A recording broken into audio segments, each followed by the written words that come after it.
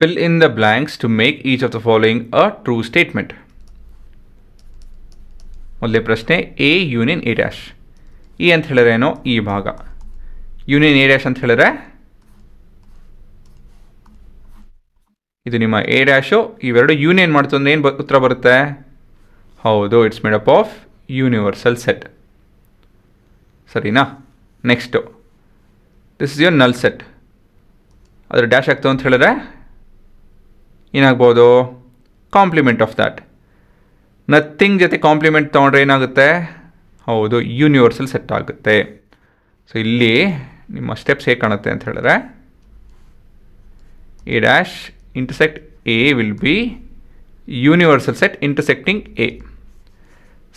Set A ಅಂತ ಹೇಳಿದ್ರೆ ಈ ಭಾಗ, ಯೂನಿವರ್ಸಲ್ ಸೆಟ್ ಅಂತ ಹೇಳಿದ್ರೆ ಇವೆಲ್ಲ ಪೂರ, ಇವೆರಡು ಕಾಮನ್ ರೀಜನ್ ಏನಪ್ಪ ಅಂತ ಹೇಳಿದ್ರೆ ಏನೇ ಆಗುತ್ತೆ ಅಲ್ವಾ? ಇಂಟರ್ಸೆಕ್ಟ್ ಅಂತ ಹೇಳಿದ್ರೆ ಕಾಮನ್ ರೀಜನ್ ಏನಿದೆ? A it self. ಸರಿನಾ?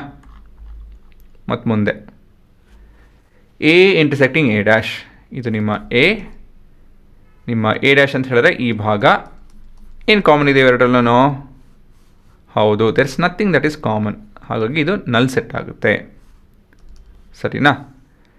ಯು ಡ್ಯಾಶ್ ಇಂಟರ್ಸೆಕ್ಟಿಂಗ್ ಎ, ಮೊದಲೇದಾಗಿ ಯು ಡ್ಯಾಶ್ ಅಂತ ಹೇಳಿದ್ರೇನೋ, U dash is nothing but, ಮೊದಲೇದಾಗಿ ಯು ಅಂತ ಹೇಳಿದ್ರೆ ಎಲ್ಲನೂ, ಯು ಡ್ಯಾಶ್ ಅಂತ ಹೇಳಿದ್ರೆ nothing, opposite of everything is nothing ಅಲ್ವಾ?